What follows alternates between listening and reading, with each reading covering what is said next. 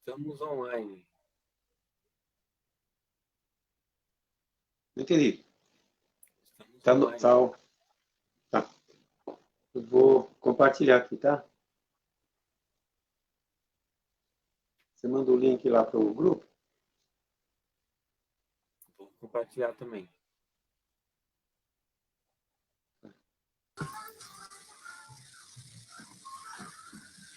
Bom dia a todos. Tudo bem com vocês? Deus Na abençoe vocês. paz. Tudo bem, Rubem? Bem, pastor, bom dia. Bom dia. Vamos Nós compartilhar? vamos compartilhar. Estamos ao vivo já. Hoje, dia 15/11, às 9h14. Estamos iniciando nossa aula. Hoje é a lição de número 7, né? Isso. Vamos aproveitar para falar para o pessoal, compartilhar, Rubens, antes da gente dar início, porque é importante, Certamente. entendeu?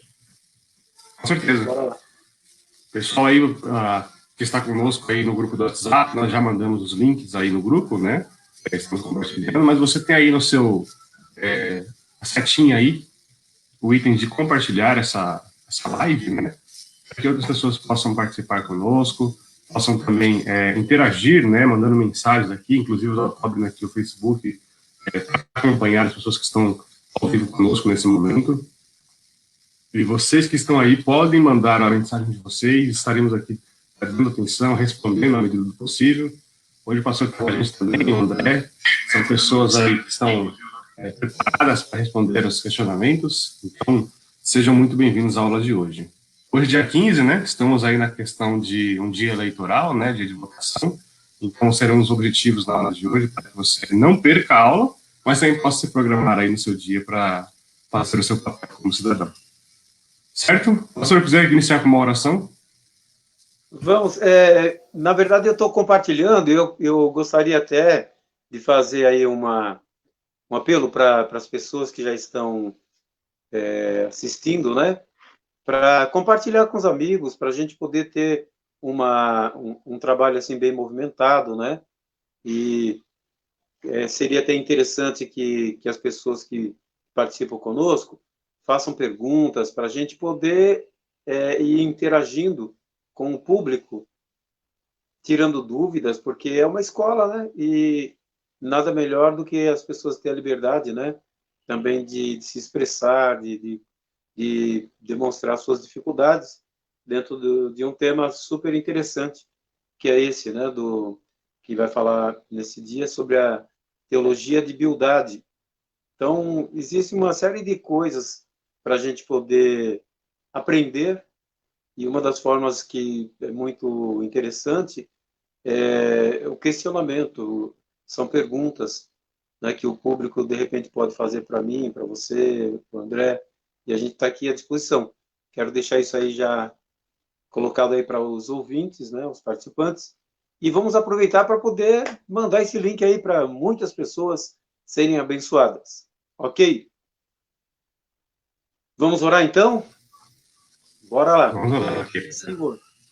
Senhor, nesse momento nós estamos na tua presença, ó Deus, e sabemos que o teu Espírito Santo é quem age de uma maneira toda especial, de uma forma sobrenatural.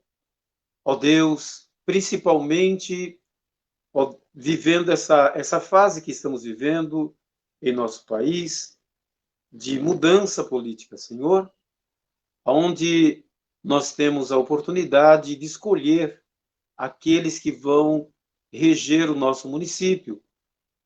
Orienta o nosso povo, Senhor, para que o nosso município saia das mãos do opressor, para que o nosso estado de São Paulo, para que o município de São Paulo esteja, ó Pai, sendo dirigido pelas tuas mãos.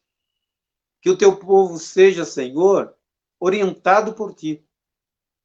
Eu te peço, Pai, nesse momento da escola, que o Senhor venha, através do Espírito Santo, abrir a nossa mente, abrir os nossos olhos espirituais, para compreender a tua palavra, para compreender, Senhor, nesses minutos, nesse tempo exclusivo onde estamos aprendendo, Senhor.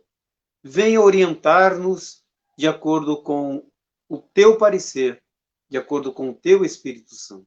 Usa, Senhor, o presbítero André, o presbítero Rubens, usa, Senhor, a nossa vida como ministros da tua casa, para que a tua igreja seja fortalecida e orientada conforme os teus ensinos. Amém, Jesus.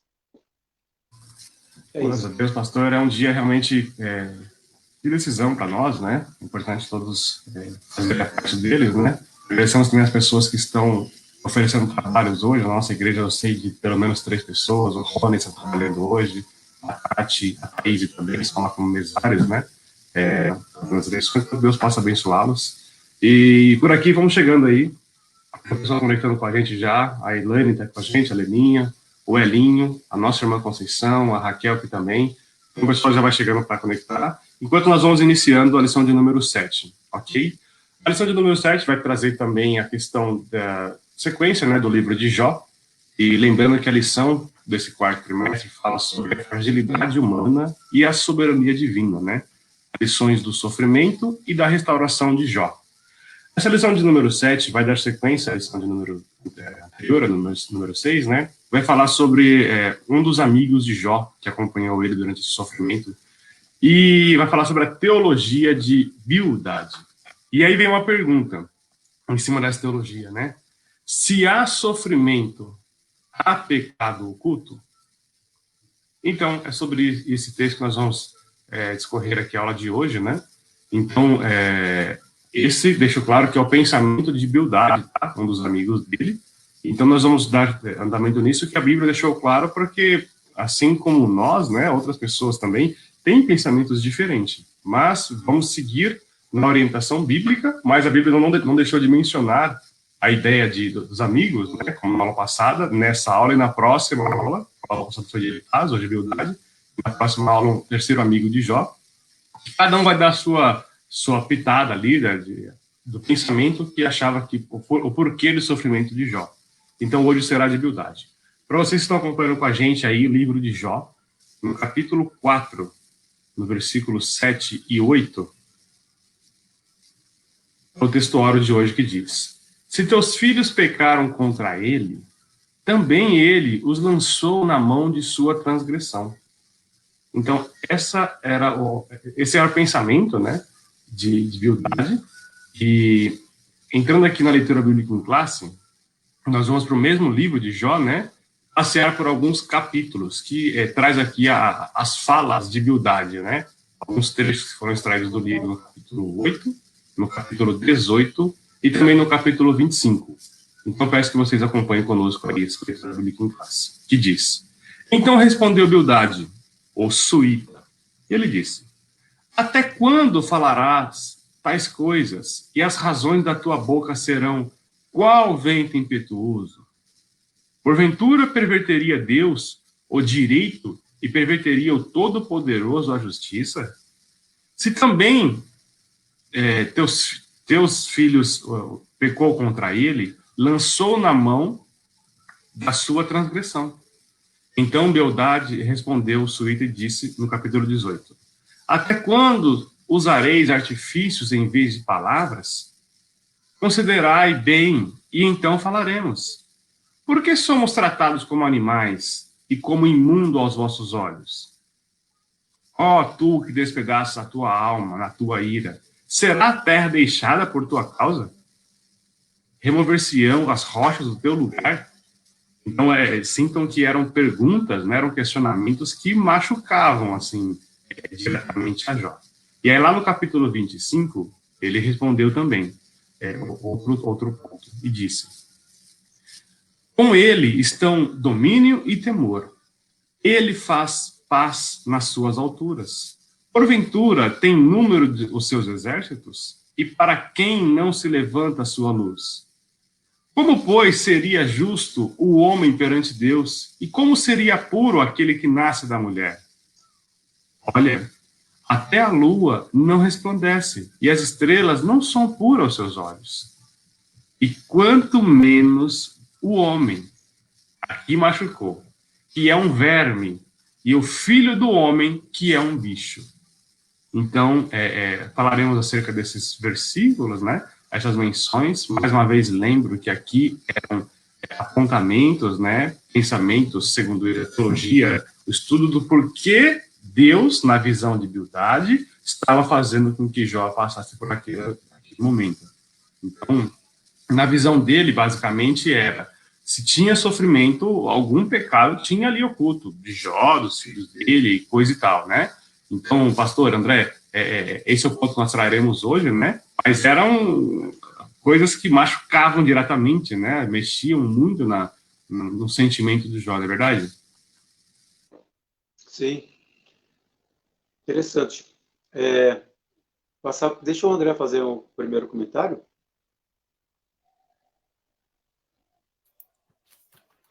Oi. Vamos lá, então. Bom dia, irmãos, aí na paz do Senhor, todos que já chegaram. Deus abençoe a vida de vocês aí. Nós vamos iniciar aqui a introdução e o tópico 1, né?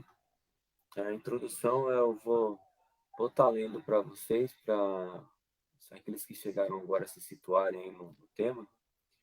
Nesta aula estudaremos sobre a teologia do segundo amigo de Jó, Bildade. Veremos que ele apresenta o caráter justo e reto de Deus em contraposição ao suposto pecado oculto de Jó. Estudaremos também a defesa de Bildade por uma moralidade rígida, fundamentada em meros preceitos religiosos, sem contudo guiar-se por princípios espirituais. E finalmente analisaremos a ideia de que, segundo Bildade, Deus é um ser muito distante e que, devido à sua onipotência e grandeza, está muito longe do mortal. Ele, portanto, é inacessível. Ao longo de cada argumento de Bildade, veremos a contraposição de Jó. Aí vem o primeiro tópico, diz assim: o pecado em contraste com o caráter justo e santo de Deus. Deus é justo e reto. Então, o primeiro ponto que nós observamos aqui, que fala sobre a ideia de que Deus é justo e reto, que está correto, né? Essa ideia, ele vem em Bildade, né? Que é o segundo amigo de Jó que está sendo mencionado aqui. Ele vem com uma ideia semelhante a Elifaz, da aula passada, né? Deus não era injusto. Deus não é injusto.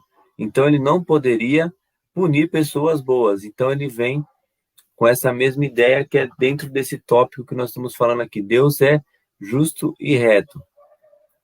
Então, ele não poderia punir pessoas boas.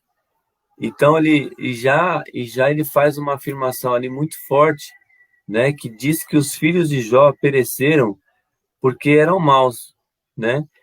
E já aponta também que Jó só poderia estar perecendo por um pecado oculto. Então a gente vê que os amigos de Jó, eles tinham esse padrão e já tinham, buscavam ali uma definição por conta do que estava acontecendo na vida de Jó, o porquê que ele estava passando por aquelas situações. E aí nós vemos que Bildade, ele segue na mesma linha de Elifaz, trazendo já a menção de que Deus, sendo justo e reto, ele não puniria pessoas boas, só puniria pessoas ruins, né? E aí no segundo ponto, nós vemos que essa compreensão de humildade, ela vinha como uma visão limitada da natureza de Deus. Ele via uma visão simplesmente religiosa, mas ele não tinha uma visão espiritual daquilo que estava acontecendo. Ele, novamente, ele destaca, né, a teologia da meritocracia humana no processo de justificação diante de Deus. Ou seja, você pecou, você tem a oportunidade de pedir perdão, de se posicionar de uma forma correta, e pelo seu mérito, né, pelo seu mérito de se purificar diante de Deus, aí você poderia alcançar o favor de Deus. Então, ele vem inicialmente mostrando o ponto de que Deus é justo e não castiga os maus.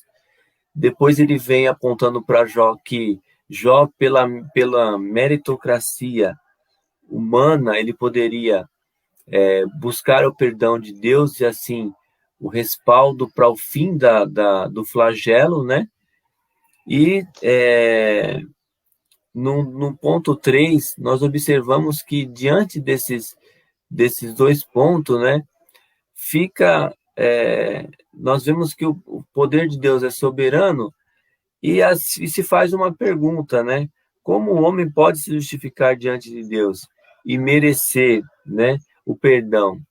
Então, diante da teologia de Bildad, o perdão ele se torna algo merecido, né? Então, assim, aí nós perguntamos, será que isso está correto?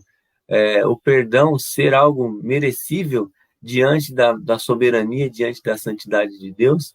Então, diante do primeiro tópico, que fala o pecado em contraste com o caráter justo e santo de Deus, eu observo essas três situações, esses três pontos de vista diante do diálogo ali de Jó com o seu amigo, né? Primeiro ele vem mostrando a soberania justa, a soberania e a justiça de Deus. Então, Deus não poderia punir pessoas más, né?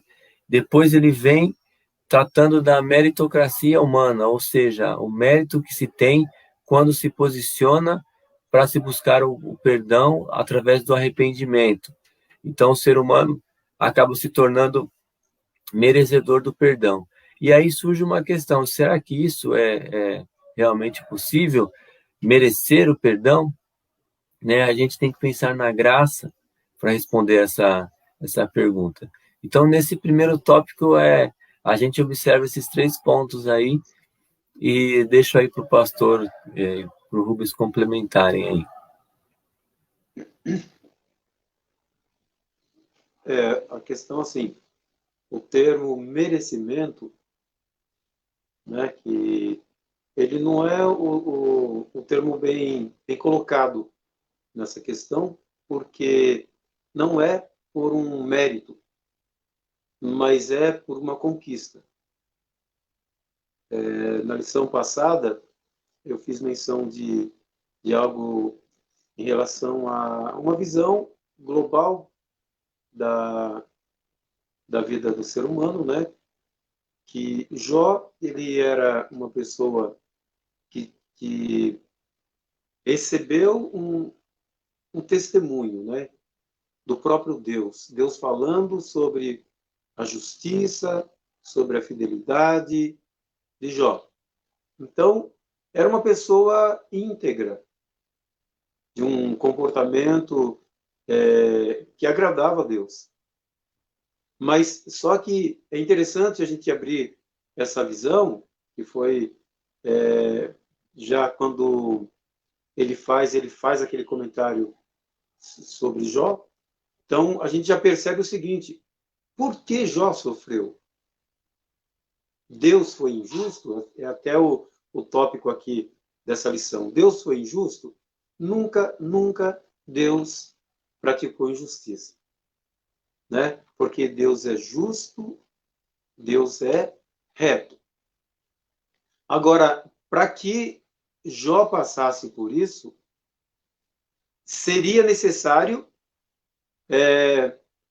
ter alguma falha, por mais que não fosse uma falha própria.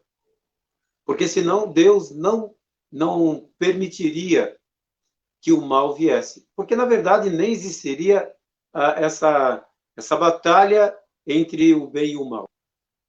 Então, a gente vê já na lição de hoje o Jó fazendo esse mesmo comentário. Porque alguém nasceu sem culpa? Lógico que não. Então, ele disse, mesmo eu sendo justo, mesmo se eu fosse justo, eu clamaria a sua misericórdia. Então, isso mostra o seguinte: a gente abrir o nosso olhar numa visão não apenas teológica, né, no sentido de avaliar a questão. Quem pecou? Foi os filhos? Foi Jó? Nem os filhos, nem o Jó está pagando por um pecado, se a gente for analisar. Por quê? Porque o próprio Jó, ele oferecia sacrifício para que aqueles pecados eles fossem encobertos. E os sacrifícios que Jó oferecia era recebido. Por quê? Porque Jó ele era justo. Mas só que tem um porém. Para que manifestasse a glória de Deus, trazendo um ensinamento tão profundo como esse, né?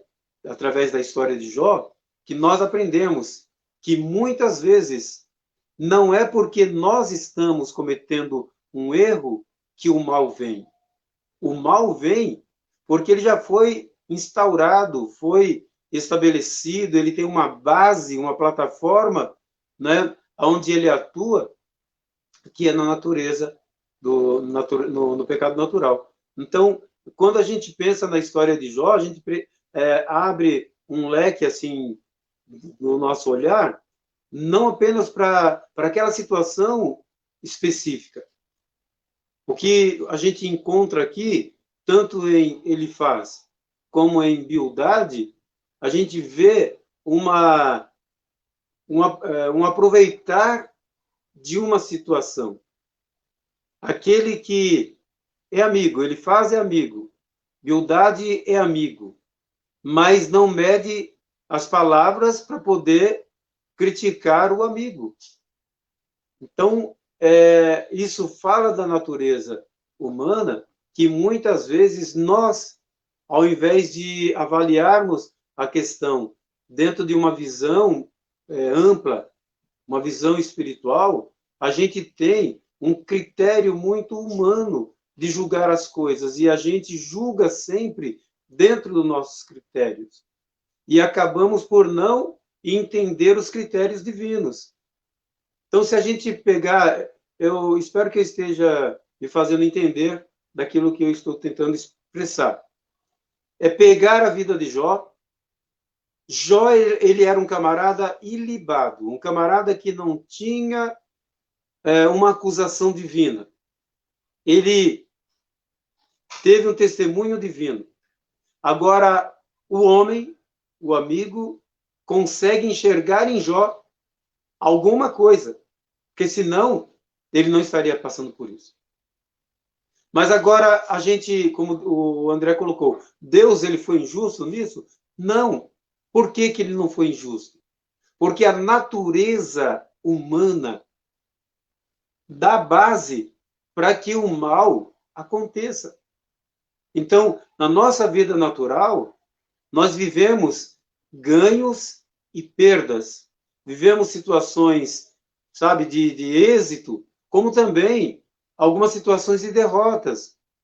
Agora, quando eu vivo uma situação de derrota, é porque eu cometi um pecado? Nem sempre é assim. Mas só que mesmo eu, não tendo cometido um pecado, e passo a viver uma vida de situações adversas, quer dizer, contrárias, não, eu não posso falar assim, poxa, mas eu, Senhor, sempre te servi, sempre fiz a tua vontade, mas do que se queixa o homem? Então a gente coloca isso em dois focos. A vida de Jó e a situação da humanidade. Então, Jó justo, íntegro.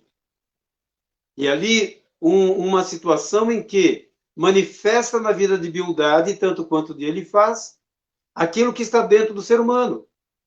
Porque nós sempre queremos julgar aquilo que a gente enxerga. Mas Deus ele nos chama, através desse ensino, para que nós estejamos mais numa situação de misericórdia, numa situação de apoio, onde que a Bíblia fala sobre isso, né? Então, quando a gente abre a visão para enxergar com o olhar divino, a gente não tem aquela ação de acusador. A gente tem sempre aquela situação, olha, você está passando por isso, mas no que eu posso te ajudar? Essa é a parte que eu enxergo dentro dessa lição, né? Que revela um Deus que é justo, mesmo no sofrimento que está sendo ali aplicado para Jó, mas só que revela também a vida do ser humano na pessoa de Elifaz, na pessoa de Bildade e na pessoa de Jó, que tem o reconhecimento. Por acaso, mesmo eu, se eu houvesse cometido, ou melhor, se eu fosse justo, Deus ele não teria o direito de fazer algo? Então, ele mesmo nessa situação, ele ainda defende Deus e não acusa Deus.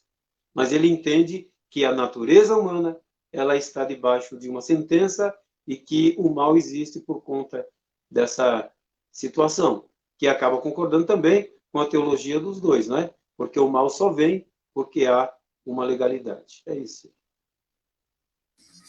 Então, nesse contexto mesmo, ele vem colocando ideias, né? E o pastor já comentou, mas é só seguindo na linha da revista mesmo, ele fala que no item 2, né, o pecado é visto como quebra de moralidade tradicional. Então havia uma tradição de entendimento deles, né, que se havia mesmo alguma punição, certamente havia algum pecado cometido. Então ele batia muito nessa tecla e até o texto vai narrando, né, de que aquilo vai ficando mais incisivo. Então, ele começa, primeiro ficaram 7 dias calados lá acompanhando, e de tanto ver Jó se martirizar por tudo aquilo, realmente chateado, né, mas sem dizer nada contra Deus, os amigos, após esse período, começaram a dar sugestões do que poderia ter acontecido e tal, e nisso eles eram um pouco mais incisivos, então falava, e depois falavam com um tom mais pesado, falavam com um tom mais pesado ainda, e isso começou a atingir Jó na questão moral, né? Porque, como o pastor falou, ele era um homem já muito precavido de oferecer sacrifícios antes mesmo de haver pecado por qualquer um dos filhos, né? Então, o cuidado que ele tinha era muito sério em relação a isso. E depois veremos mais na frente que Jó, ele dá uma defesa, né? Mas, enfim, no item 2 ele vai falar sobre a subversão da ordem moral, que simplesmente Bildade ele vem repetindo o que já vinha sido falado já por gerações passadas. Então, tudo aquilo, Jó, aconteceu essas desgraças na sua vida, realmente, porque alguma coisa aí houve de errado, cara. E aí você precisa entender aí, e Jó começando a ficar nervoso com essa situação, começando realmente a ficar cheio, enfadado de tudo aquilo. Até que no item 3, no capítulo 19, né, do livro de Jó, ele era dedicado à defesa de Jó. E é inegável que Jó sabia, né, que Deus atua no universo moral e que tudo o que acontece está sob o controle de Deus. Então, ele estava convicto de que não havia quebrado nenhuma lei moral, que ele era inocente, né, de tudo que estava acontecendo. Mas, diante das acusações dos amigos dele, né, ele está disposto a abandonar toda tentativa de se auto-justificar. Ele quer abandonar toda instância humana e apelar para um mediador, redentor, que defenderá a sua causa, né? E aí até quando ele fala, né, eu sei que o meu Redentor vive. A revista que traz para a gente, né, que Redentor era como se fosse a definição, né, fosse alguém que defendia um familiar quando este não podia fazer a sua própria defesa. Então ele acredita que nada do que ele dissesse poderia fazer os amigos mudarem de opinião. Então ele pediu ali o intermédio de alguém que assim o pudesse. Então eu sei que o meu Redentor vive. E certamente esse poderia dizer se ele havia ou não pecado. Então, esse foi o item 2 que nós lemos, o pastor já havia feito um endosso disso, mas eu complementei com base na revista, né? Mas é a mesma coisa, né, pastor? Acontece nos nossos dias, visto a afronta de outros, né? Nós cremos em Deus, sabemos, hoje temos muito mais a Bíblia, né? Para a questão de nos dar referência, mas ainda assim recebemos acusações, recebemos pessoas que nos afrontam, que afrontam a nossa moralidade, e ainda assim nós não temos que rebater, porque tudo o que nós fizermos é com Deus que prestaremos conta. Então, se formos diretamente confrontar pessoas, a gente pode até criar um problema, né? Sim, é interessante a gente ver, eu costumo ver assim, né? Nunca me colocar numa situação como vítima, mas também me colocar numa situação como um ser humano falho, né? Porque, por exemplo, essa natureza nós temos de olhar o outro, sempre ver as falhas e os erros. Isso daí é muito natural do ser humano, né? É muito natural. Então, isso que eu quis dizer, que se revela na pessoa de Elifaz e na pessoa de Bildade. Um homem que foi justificado por Deus, né? Foi dado testemunho sobre ele, mas só que Elifaz e Bildade conseguem enxergar defeito, porque é natural da gente. Isso é natural. Eu não faço nem com tom crítico, né? Mas é natural. Só que nós que vivemos uma vida não natural, mas uma vida espiritual, então a gente já fica atento com isso. Para quê? Para ter um olhar para o outro de misericórdia. Ter um olhar para o outro de não acusação, de não condenação, de não cobrança, mas sim no que eu posso servir, no que eu posso te ajudar, sabe? Porque Jó, ele precisava do quê? De acusação ou de ajuda? Ele precisava de ajuda. Ele precisava de companheirismo. Ele não precisava de cobrança, porque já bastava a cobrança que estava sobre ele ali, pela liberdade, né, que o Senhor deu para que Satanás tocasse sobre ele. Agora, os amigos pesam isso. Então, já não bastava o sofrimento, e agora vinha ainda o peso daqueles que seria os seus amigos. Tá, entre aspas, seriam. Por quê? Porque quando a gente percebe uma pessoa que precisa de apoio, de ajuda, sabe, precisa ser reencaminhada, a gente vai ser o instrumento a ser usado para isso. Sendo amigo ou até mesmo inimigo, você vai mostrar o caminho de saída, a porta de saída, né? O caminho do sucesso. Então, quando a gente pega uma lição como essa, a gente analisa aí as reações do ser humano, para tirar lições para a gente. Existe um termo que é muito usado, né? Que é a questão de chutar cachorro morto. Então, é quando você percebe uma situação de Jó. Alguém que já estava fragilizado, aí o cara vai lá e ainda quer dar o pontapé, sabe? Quer ainda fazer alguma coisa para dificultar mais aquela situação. Então, dentro dessa teologia de Elifaz, da teologia de Bildade, embora sendo uma visão da época, né? Mas se você analisar a situação do cara que estava oprimido, ele precisava ali de um socorro. Não é verdade? Isso aí e não julgamentos, né? O que eu consigo extrair desse tópico que fala muito forte, né? Sim, concordo. Para que não fique a conversa aqui, somente nós três, eu gostaria de que vocês aí que estão assistindo com a gente, né? Nossa irmã Nildo Trezena com a gente, nossa irmã Glorinha aqui, sempre participando conosco, a Verônica, o Galbiati, a Cris, mãe da Tuane, da Tiffany, Deus abençoe. A Tati está por aqui também, nossa irmã Doraci, como sempre, presente com a gente. Enfim, todos vocês que estão participando, assistindo conosco, que vocês mandem aí questionamentos, ou mandem se a visão que nós estamos colocando faz sentido para vocês, né? Com base nessa revista, né, na edição de hoje. E como nós dissemos, Bildade colocou o apontamento dele aqui. Então, nós estamos colocando aqui a clareza com base em tudo o que Jó havia vivido, tá? Porque Jó, naquele instante, Bildade, Elifaz e seu outro amigo não sabiam claramente o porquê de tudo aquilo. Mas agora nós temos essa informação aqui hoje, né?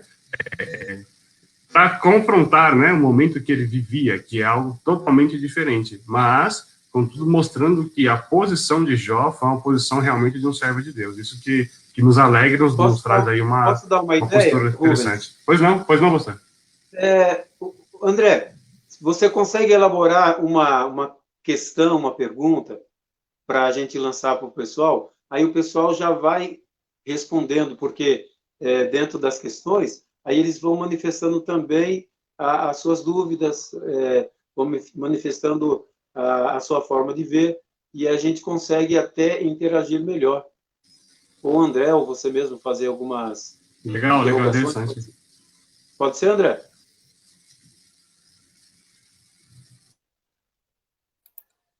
Pode, tranquilo. Pergunta que a gente pode fazer vamos para ver se vocês estão entendendo o assunto, por que os amigos de Jó insistiam em defender que o sofrimento de Jó era causado pelo pecado de Jó? Então, a pergunta é essa: por que os amigos de Jó insistiam em defender a tese de que Jó havia pecado e por isso estava sofrendo? É uma pergunta interessante. Essa é a pergunta. Aí põe o pessoal para poder...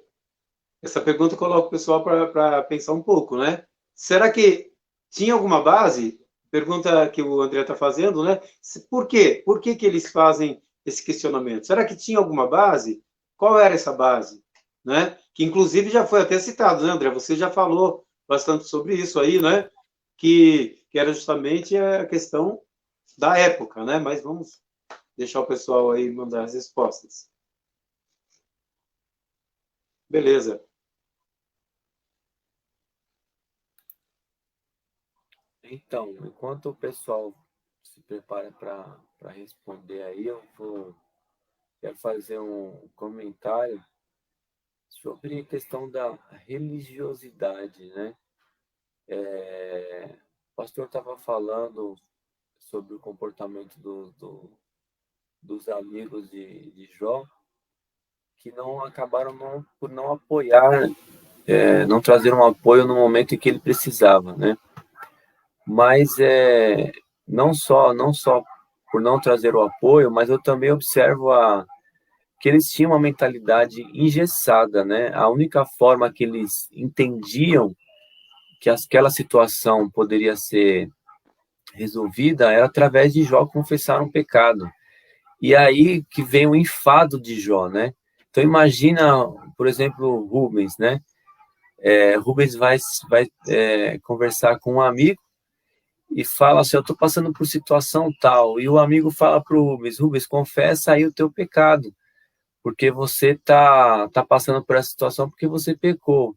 Aí dentro de você já tem a resposta que você sabe que você não pecou. E aí, como que faz? E aí eles ficaram insistindo: Jó, você pecou, Jó, você pecou, Jó, você pecou, você precisa. Um veio lá, né, com essa teoria: Jó, agora você tem que pedir perdão, buscar aí o perdão de Deus, confessar aquilo que você fez. E aí, esse foi o enfado de Jó, né? Porque de tanto eles insistirem. Mas só que eles só tinham essa visão, e essa visão era uma visão religiosa. Eles tinham uma tradição de assim, tá passando por uma situação difícil, tá em pecado. Então você tem que pedir perdão pelo seu pecado. Então essa era a visão que eles tinham. Era um moralismo, né? O moralismo é o quê? É a questão da moral, você fazer o que é certo. E diante de uma tradição religiosa, diante dessa tradição religiosa, o que era certo fazer?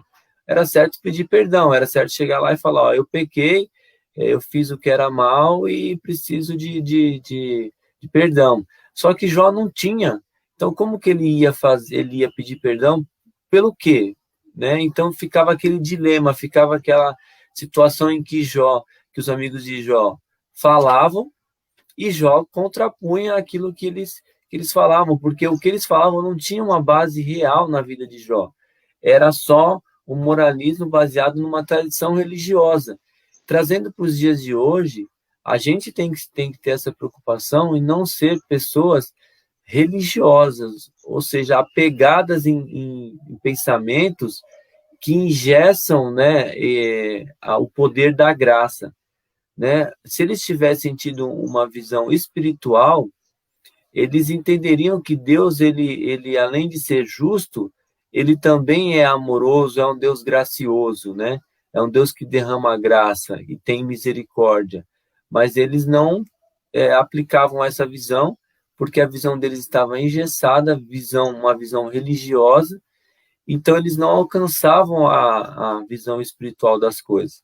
E nós temos que entender, né, e viver uma visão espiritual, não uma visão religiosa que engessa, que, sabe, que prende, né, a ação de Deus, né, porque impede, né, a ação de Deus, porque a gente fica vendo as coisas só de uma visão unilateral, não tem uma visão espiritual das coisas, né? E Jó, é interessante que chega um dado momento da conversa, ele diz que o Redentor dele vive, né? Então ele se coloca à disposição, ó, coloca um mediador entre mim e Deus, e aí a gente vê onde que está o meu erro, né? Para que seja resolvida essa questão. Ainda nesse momento, Jó não tinha o entendimento do que estava acontecendo, mas ele se coloca à disposição de que houvesse uma mediação, né? E aí isso já remete à vinda de Jesus, já remete ao tempo da graça, né? E é interessante a gente ver essa parte, quando ele diz que o Redentor vive, ele já está tratando de um assunto que é mais distante, né? Então é isso. Então a gente tem que ter essa consciência de não procurar viver a uma visão religiosa, viver uma religiosidade, mas viver sim as coisas que são espirituais, para que a gente não tenha a nossa vida assim engessada diante da ação sobrenatural de Deus, né? Eu achei legal essa parte que você tocou aí, justamente com o Rubens também havia falado, sobre a redenção. Eu sei que o meu Redentor vive. E, por fim, eu ainda o verei, né? Se você ver a sequência do versículo, ele vai falar assim, mesmo depois da sua pele consumida, ele ainda ele vai, né? Certeza dele, eu o verei. Esse versículo, como você já disse, André, realmente fala sobre alguma coisa mais distante, fala sobre o arrebatamento, fala sobre a transformação daqueles que, mesmo com a pele consumida, quer dizer, mesmo depois de morto, eu vou ressuscitar e ainda eu o verei. O que eu quero deixar assim como uma interrogação, até uma pergunta de retórica, se de repente alguém souber responder, beleza. Redenção. O que é redenção? Né? Redenção, redentor, o que isso significa? Jó fala, eu sei que o meu Redentor vive. Para os nossos participantes aí, Redentor já deu a resposta de hoje, pastor. Então, vamos aguardar aí. Eu acho que o Didi deve estar escrevendo aí já, a Solange também deve estar escrevendo, a Verônica aí, tá todo mundo já um dedo no gatilho. Então, já dei essa resposta hoje, né? Isso é muito o significado da palavra Redentor. Vamos lá. Essa parte é muito legal. Por quê? Porque a gente ouve falar bastante sobre redenção, a gente ouve falar muito sobre a salvação em si, e alguns termos é super importante que a gente tenha uma definição legal, né? Então, vamos esperar essa resposta aí. Sequência aí, gente. Com vocês. Contigo, André, manda ver. Vamos respondendo aí, porque tem um delay aí e a gente não pode ficar parado. Sem problemas. Eu acho que a gente pode ir dando continuidade na edição até eles responderem. Pode demorar mesmo. Pode dar continuidade. Então, o tópico 3, né? O tópico 3 fala o pecado em contraste com a majestade de Deus, né? É tão interessante que eu vou até passar para o pastor fazer comentário acerca disso. E eu faço uma pergunta, né? Aí o pastor ele pode trabalhar diante dessa pergunta, né? Como o homem, né? Essa pergunta é bem tranquila aí, né? Mas vou deixar para o pastor. Como o homem pode se justificar diante de Deus, né? Porque do jeito que Bildad coloca, a gente falando aqui do tópico 3, do jeito que Bildad coloca, ele destaca de uma maneira tão sublime, tão assim, uma maneira exagerada, mas assim, quando se fala de Deus nessa questão não existe exagero, mas é só uma forma para a gente entender. Mas ele destaca de uma maneira assim que Deus ele é tão onipotente, tão poderoso, que ele se torna um Deus distante do ser humano, porque, como o Rubens falou, o Rubens até falava que machucava, né? O homem é um bichinho, né? Foi colocado como um bichinho na presença de Deus, né? Como um verme, e o filho dos homens como um bichinho, né? Então, como pode a gente ter condição de se referir a Deus, né? Porque nós somos tão pequenos e Deus é um Deus tão grande, né? Então a gente só tem que abaixar a cabeça e aceitar aquilo que vem, né? E fica muito distante. Então, como pode o homem, sendo tão pequeno, poder se justificar diante de Deus, né? Essa é a pergunta que fica, porque nesse tópico 3 a gente observa que Bildad, ele colocou Deus tão grande e o homem tão pequeno que o homem não tem o acesso.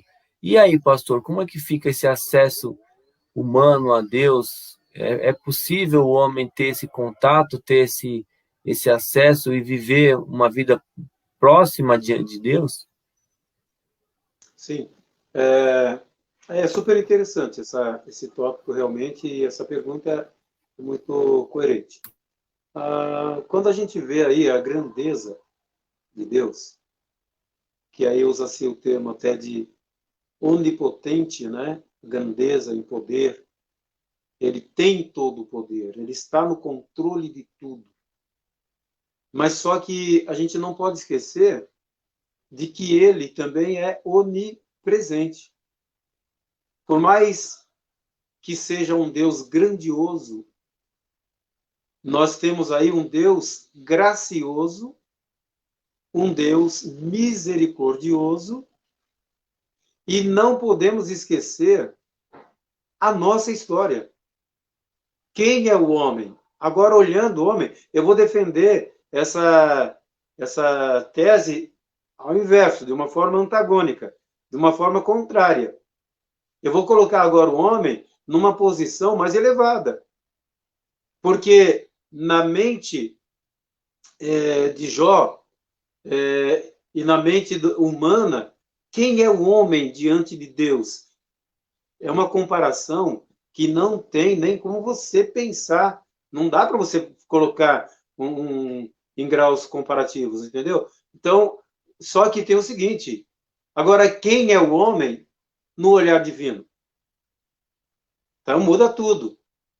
O homem não é esse verme que o ser humano vê em relação a Deus. Porque Deus, mesmo na sua grandeza, ele nos vê com um valor extremo.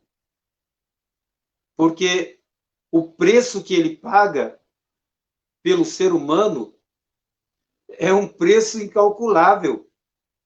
Deus, ele não é um péssimo negociador. Entendeu? Ele não é um mau negociador.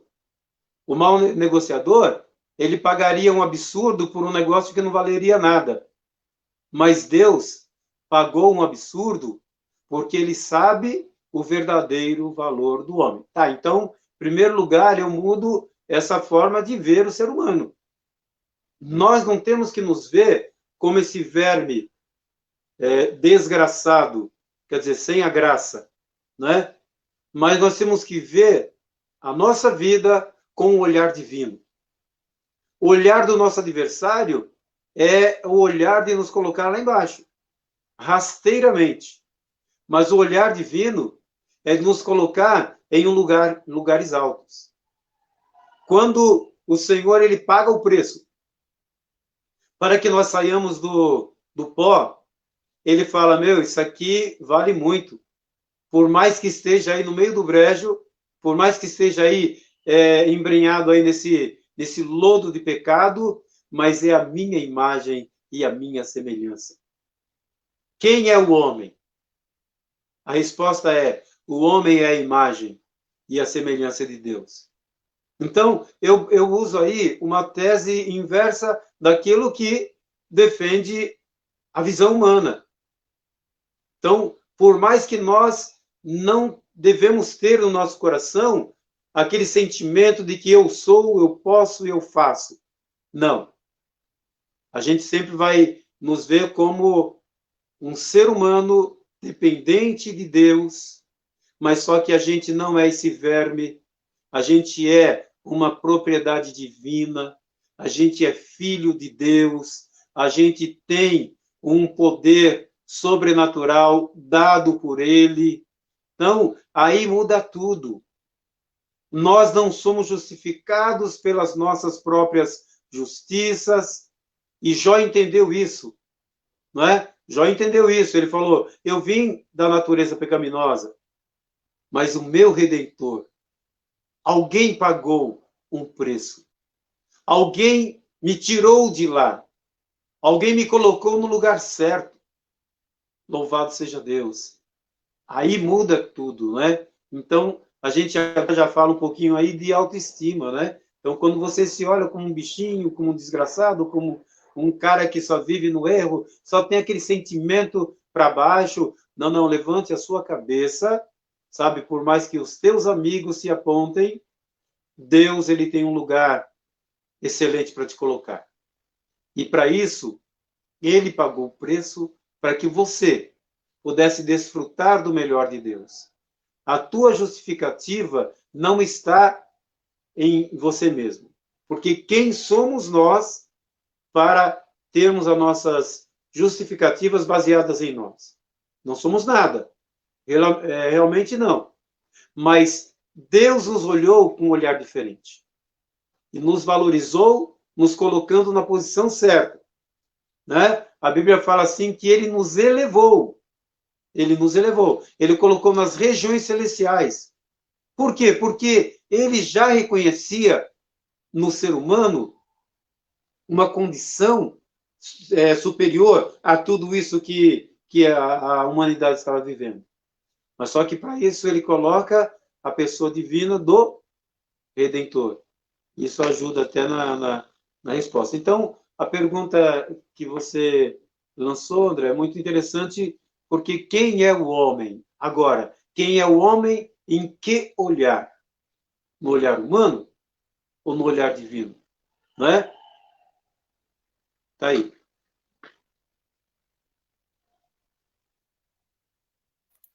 É isso aí, Rubens, pode concluir aí, porque já falamos bastante.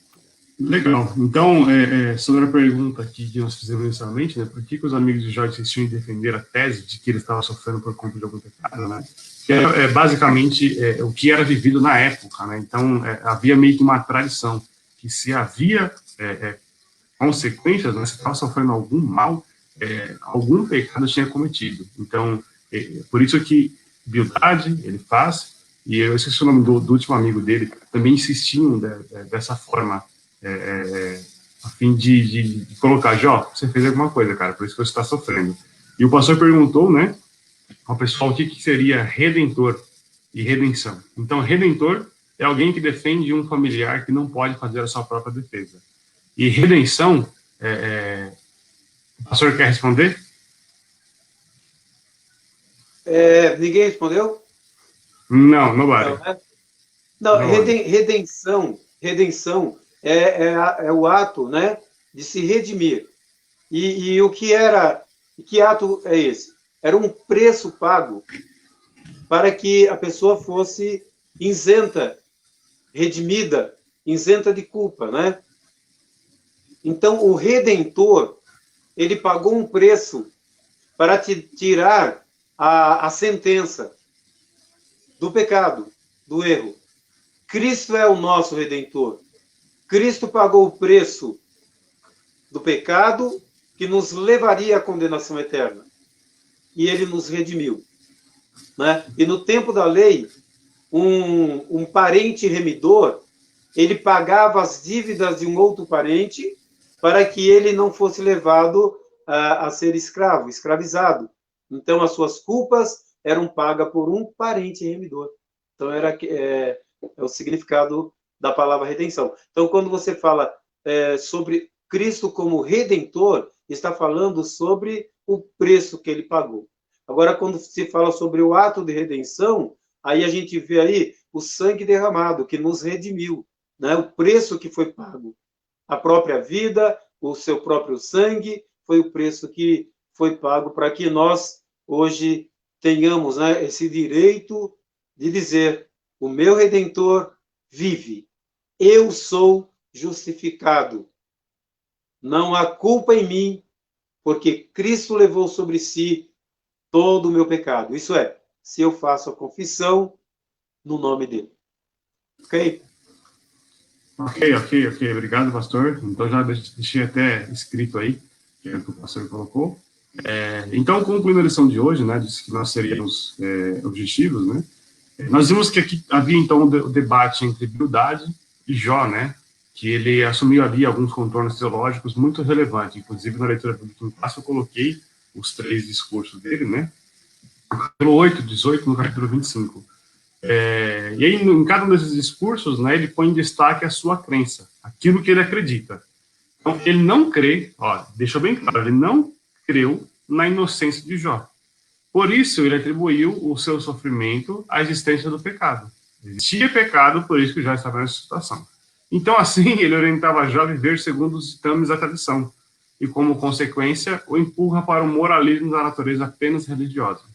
Por último, quando quer exaltar a grandeza de Deus a qualquer custo, acaba por criar um abismo intransponível entre o Criador e a criatura, quando ele coloca lá que Jó era um verme, e os filhos dele, enfim, toda a questão que a gente já colocou aqui hoje, e dizendo que Deus o abandonou. E nada disso era verdade. Então, que fique claro para a gente que Deus está sempre no mesmo lugar. Então, enquanto você está na bênção, ele está com você. Enquanto você está passando por uma situação terrível, ele continua no mesmo lugar, ele continua com você. É apenas a forma de você olhar e enxergar que Deus se faz presente em qualquer momento da sua vida. Então, basicamente, aqui essa foi a lição, né? Buscamos esse apontamento de Bildade, e na próxima semana falaremos aí sobre o terceiro amigo de Jó, que estudaremos na lição de número 8, por isso eu peço que você não falte, que você esteja conosco, que você faça a sua participação com a gente também aí, mande seu questionamento, possa ler aí o livro de Jó, né, para que os questionamentos sejam mais claros e também o entendimento da lição, né, seja muito transparente para vocês também. Ok? Eu encerro por aqui, Deus possa abençoar a vida de vocês, e como eu já disse, dia de eleição, que você possa fazer um voto consciente e exercer seu papel de cidadão. Ok? Deus abençoe e até o culto das 18 horas. É isso aí. Deus abençoe, irmãos. Até às 18. Deixa eu fazer aqui uma colocação em relação ao dia de hoje. A Bíblia fala que nós devemos orar pelas autoridades que foram constituídas pelos nossos governos. E é importante para nós, igreja, saber que Deus colocou um presidente que teme a Deus, que infelizmente fala muito, mas ele é uma pessoa que teme a Deus. E na hora da gente dar o voto, nós devemos pensar o seguinte: vamos fortalecer esta linha de governo, para a gente não entregar o nosso voto àqueles que são adversários do nosso presidente. Porque ele está regendo o nosso país com prudência, no que diz respeito ao âmbito de temor a Deus. Então, gente, pense direito, não pense esquerdo, para que você possa votar certo. Vote em pessoas que apoiam aquilo que é bom para o nosso país. Não deixe de votar vote, mas vote certo. Não vote como um ato de brincadeira, como já foi feito na nossa política. Voltar em palhaço, voltar porque o camarada fala bonito, porque fulano tem uma presença agradável. Não, mas vote naqueles que temem a Deus. É bíblico isso. Vote naqueles que apoiam aquilo que é justo. Que Deus abençoe a todos, em nome de Jesus, e uma ótima semana. Lembrando de que nós estamos ministrando uma palavra todos os domingos, baseado em Atos dos Apóstolos, tem mensagens poderosas, temas maravilhosos que Deus está compartilhando conosco.